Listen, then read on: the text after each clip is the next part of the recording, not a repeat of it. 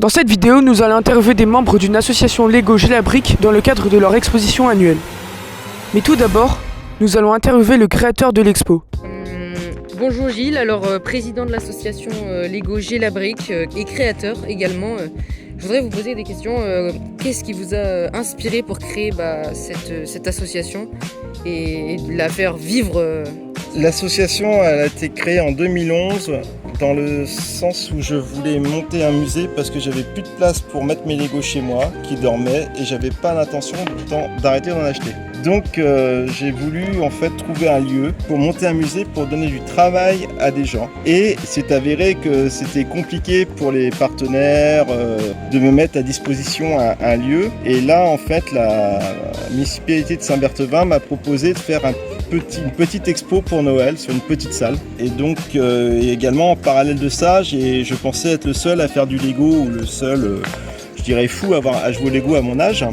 Et j'ai découvert que sur la France, il y avait beaucoup d'assauts et j'ai commencé à faire pas mal d'expos sur la France. J'ai traversé, j'étais sur Dijon, Lyon, la Normandie pour exposer, la Bretagne. Et je me suis rendu compte qu'il y avait des gens qui étaient talentueux, quoi. Donc de ça, en fin de compte, a suivi qu'on a fait pendant 3 ans un salon du jouet, parce que j'avais pas forcément les lieux, les moyens de faire un salon Lego purement 100%. Et au bout de 3 ans, en fait, on est revenu sur du 100% Lego. Donc depuis 2014, en fait, on est revenu sur un 100% Lego. Donc l'idée qu'il faut vraiment avoir de cet assaut, c'est que en fait, ou de la présidence quoi que ce soit, c'est que l'image que j'aime bien toujours avoir à présenter, c'est que je suis une belle proue en or d'un bateau, donc bien rayonnante en fait, mais en fait une proue en or, si elle est toute seule, en fait, elle coule. Donc il faut le bateau autour. Et le bateau, en fait, ce sont ses membres, ce sont les partenaires, ça peut être les gens qui interagissent autour. Une proue en or, en fait, quand il y a le soleil, elle brille parce qu'elle prend tout le truc, mais quand il y a la tempête, c'est la première à tomber en fin de compte et c'est la première à avoir les problèmes, à prendre toute la tempête en tête. Donc ça veut dire que cet assaut aujourd'hui, si elle a évolué telle qu'elle est là, c'est parce que il y a des gens autour et des membres qui font en sorte qu'il y ait des valeurs aujourd'hui. Et donc sur cet assaut, ce qui est important, c'est de garder en fait des valeurs humaines, des valeurs de respect et puis d'accepter les uns ou les autres. Donc aujourd'hui, on a une asso qui a accompagné en fait une jeune fille qui a monté sa société qui s'appelle Graines de Briques, donc j'en suis très fier. Et on essaye de produire également, aujourd'hui on essaye de produire une photographe du nord de la Mayenne pour essayer de l'aider. On doit avoir une association en fin de compte qui doit essayer de la mesure du possible d'accompagner les gens. Donc voilà mon rôle aujourd'hui tel qu'il est, quoi. Donc notamment sans vouloir en fait, c'est pareil, les bâtisseurs de géants qui font 2x4 avaient des projets et on a décidé de les suivre en leur donnant les moyens techniques pour pouvoir. Et il s'avère qu'on a des jeunes aujourd'hui d'une quinzaine d'années qui suivent un peu le mouvement en faisant des créations qui ont besoin de moyens pour monter. Donc voilà, donc on essaye d'accompagner. Et là sur le salon, c'est de créer, de voir un peu s'il y a des projets. Et les gens qui découvrent le Lego, qui ont des projets, là j'ai quelqu'un qui a fait un château, le château de Laval, on est en train de voir s'il peut rentrer en fin de compte dans les valeurs de l'assaut et voir si on peut l'accompagner. Donc voilà, on a vraiment ce rôle aujourd'hui dans la mesure du possible, parce que là on n'a pas trouvé encore l'argent, on n'a pas trouvé en fin de compte l'arbre qui fait pousser les sous, mais de pouvoir accompagner en fin de compte des projets artistiques autour du Lego ou accompagner. C'est-à-dire que là cette année pour la photographe, on a inventé une nouvelle animation qui est des puzzles en fait qu'on crée en fait sur ces visuels et qui risque de se développer par la suite. Voilà. Eh bien, merci beaucoup pour tout, Gilles. Et puis on vous souhaite un très bonne fin de salon et à bientôt. Nous avons interviewé par la suite le créateur de la boutique en ligne Elevenbrick. Alors bonjour, Elevenbrick, hashtag Lancelot si j'ai bien compris. C'est bien ça. Donc toi, t'es propriétaire d'un magasin sur Bricklink. C'est ça. Et tu viens vendre pendant l'expo là. Du coup, parle-nous un petit peu s'il te plaît de comment tu as monté ton magasin et ce que tu as à vendre en gros. Ok, et bien écoute, ça fait 7 ans que j'ai commencé à vendre du coup sur Bricklink et sur Bricole. Donc je vends principalement des pièces neuves. J'ai 1,7 à peu près million de pièces en stock pour un peu plus de 10 000 références de produits. Et donc là en expo, je propose uniquement la partie figurine, on a à peu près 700 bonhommes différents qui sont à vendre. Et je garde la partie pièces en amont pour les exposants en général qui passent commande avant l'exposition et qui récupèrent leur commande du coup sur place. D'accord, et t'arrives à vendre beaucoup sur les salons ou... Ça dépend des expos, moi je fais à peu près une grosse dizaine d'expositions dans l'année. Et après, chaque expo est variable en fonction du nombre de visiteurs, évidemment. Ça influe sur les résultats du week-end. Mais après, ça dépend des expos. Et ça marche bien comme concept de faire ça? Ça dépend. Ça dépend des expos, comme je disais. Il y a des moments où ça fonctionne bien, d'autres où c'est plus compliqué. Et dans l'ensemble, il y avait beaucoup de vendeurs à une époque, on est beaucoup moins maintenant. Ok, et bah merci pour tout et puis bah bonne vente. On enchaîne avec l'interview d'une personne passionnée par les sets Lego Bionicle. Pierre Thomas, alors toi, t'as commencé quand cette collection des Bionicle? Cette passion, elle t'est venue quand? Comment? Alors moi je suis de 94, du coup Bionicle a commencé en 2001. Donc mon grand frère a eu les deux premiers, le marron et le noir. Et mon meilleur ami de l'époque, quand j'étais en CP, m'avait offert pour mon anniv le blanc, Copaka. Et c'était tout de suite devenu mon jouet préféré. Et petit à petit, argent de poche par argent de poche, t'achètes ce que t'aimes bien au fur et à mesure du temps, ce que tu peux te permettre. Et il y a un moment où tu as l'argent nécessaire pour compléter la collection avec tous ceux que tu n'as pas eu. Donc peut-être la moitié de la collection, je l'ai acheté a posteriori de sets que j'avais jamais eu avant et que j'ai eu que je pouvais me les permettre. Genre quand j'avais vers 16-17 ans, j'ai vraiment commencé à aller sur le bon coin et racheter tous les Bionicle que j'avais pas.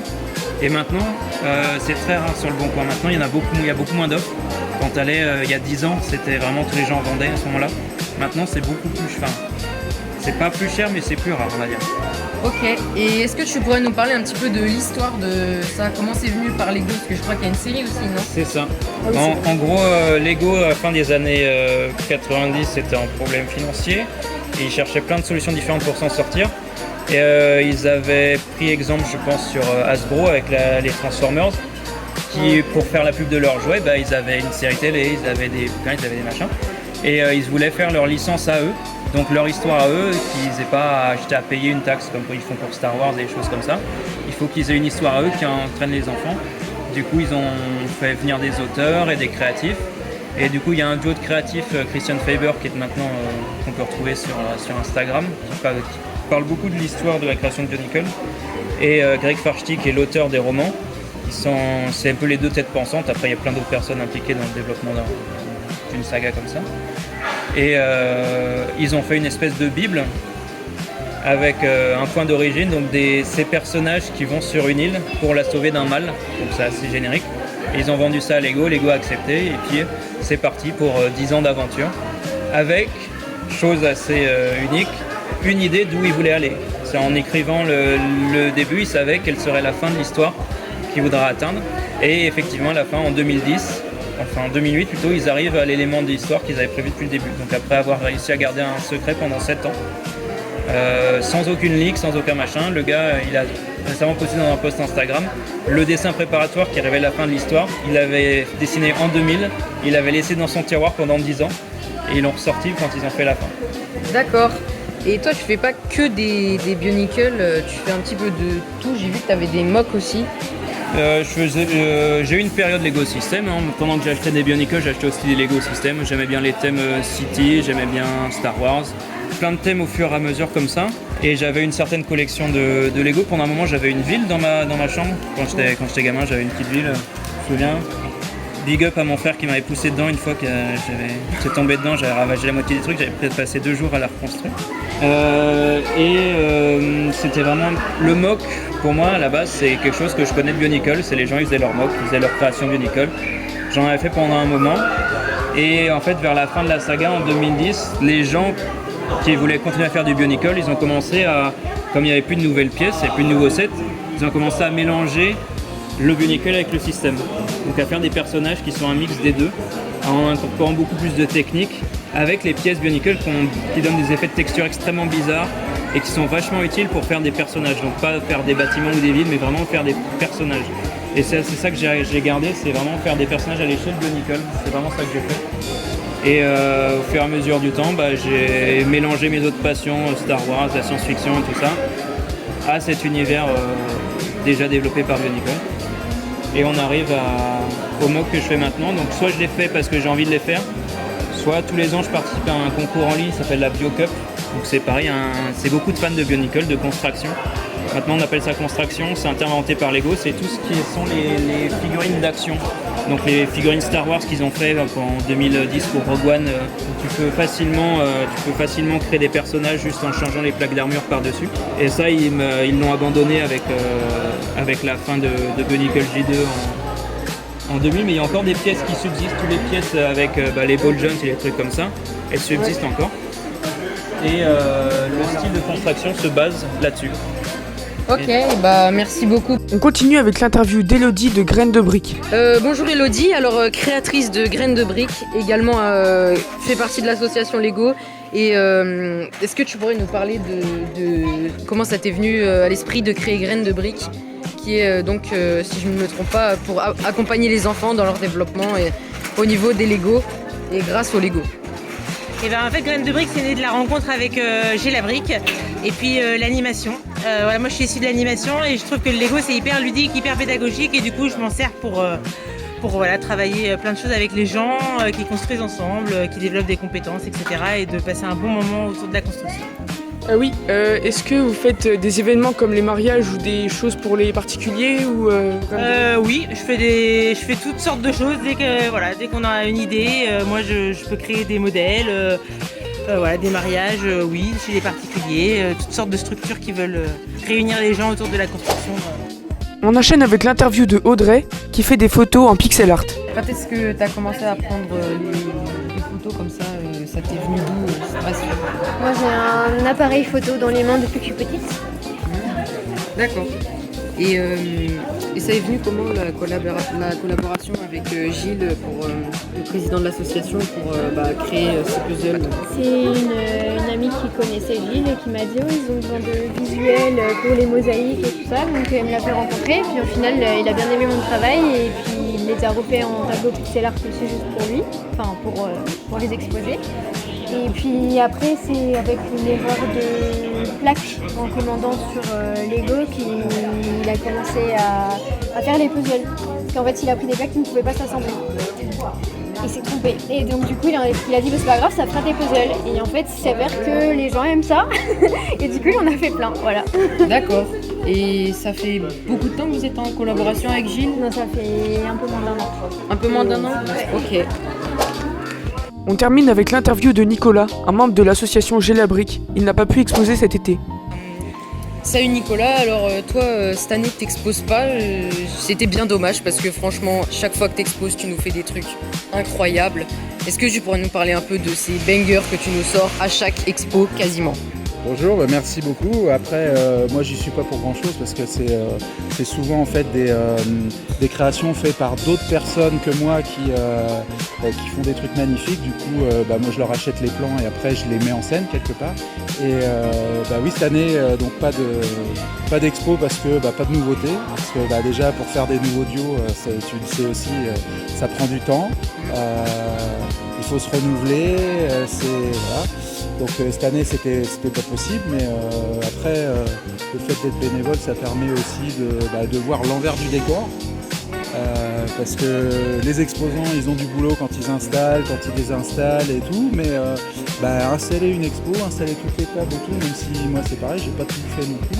C'est un travail de l'ombre on va dire, mais qui est indispensable parce que sinon s'il n'y a pas de table, il n'y a pas d'expo. C'était une découverte pour moi, c'est la première fois que je faisais ça. Et après, pour les duos, moi ma conception d'un duo Lego, c'est en fait, il faut quand on expose, il ne faut pas qu'on voit la nappe. C'est-à-dire, du moment où ça commence jusqu'au moment où ça se termine, il n'y a que du Lego sur la table.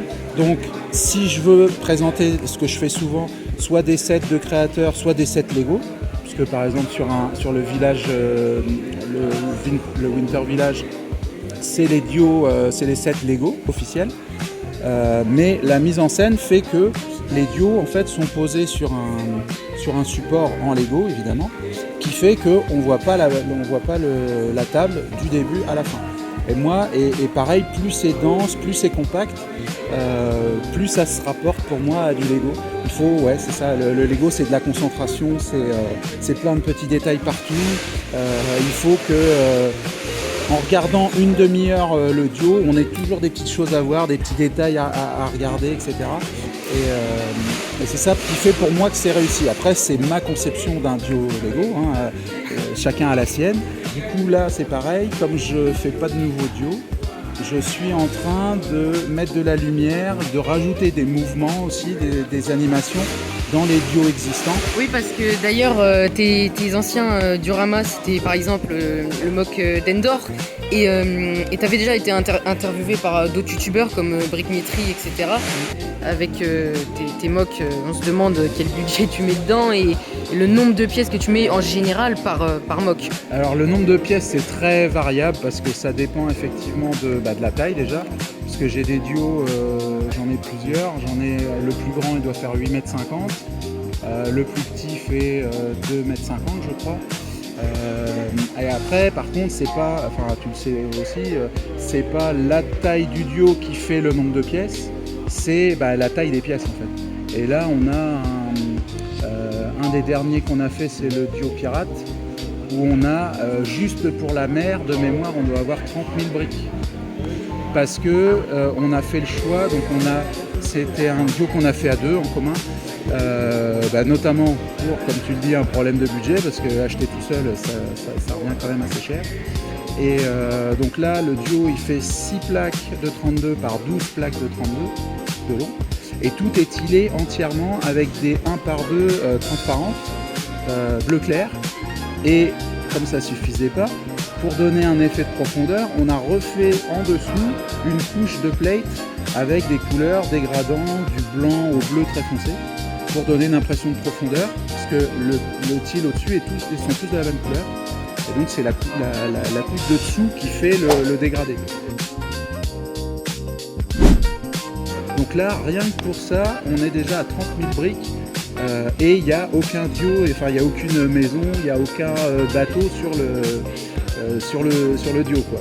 Donc là oui, celui-là on est, je crois de mémoire, à plus de 40 000 briques, alors que sur un duo qui fait 8 mètres mais qui est un duo des années 80 notamment, où on est sur de la grosse brique, on est sur des modèles Lego qui sont des années 80, donc avec beaucoup moins de pièces, on est à peine sur 30 000 briques. Moi j'aurais une dernière question. Est-ce que tu as des projets pour les autres années ou pas encore, ça mijote un petit peu? En fait je pense que comme tous les exposants, on a tous au moins un ou deux projets dans la tête. Donc là les deux prochains, je ne sais pas lequel sortira en premier, on verra. Le prochain c'est un duo Star Wars toujours, mais sur Hot. Donc là j'attends un petit peu parce que comme il y a eu pas mal de boîtes qui sont sorties, il y a eu beaucoup de duos hot qui sont sortis aussi dans les expos, donc je vais attendre un petit peu que ça retombe. Je vais attendre aussi du coup de faire le stock de pièces, de faire le stock de bonhommes pour pouvoir le réaliser. Un autre qui est aussi dans notre tête, que je ferai du coup aussi en collaboration comme le duo pirate, ça serait un duo sur Retour vers le futur, où on voudrait, alors c'est pas encore bien défini, on a plusieurs idées, mais je pense que celle qui tient la tête pour l'instant, c'est de refaire en fait l'hôtel de ville dans les 4 périodes en fait. Le western, le passé, le présent et le futur. Faire la même scène avec les mêmes personnages, les véhicules, etc. des 4 époques différentes. Ok, merci beaucoup pour tout en fait. Et voilà, c'est la fin de cette vidéo, merci de l'avoir regardé jusqu'au bout. Un grand merci à toutes les personnes que nous avons interviewées et à Gilles, l'organisateur de l'exposition. N'hésitez pas à vous abonner et à liker si vous aimez ce genre de vidéo. La prochaine vidéo est sur le thème de la planète Mars. Retrouvez toutes les personnes interviewées dans la description.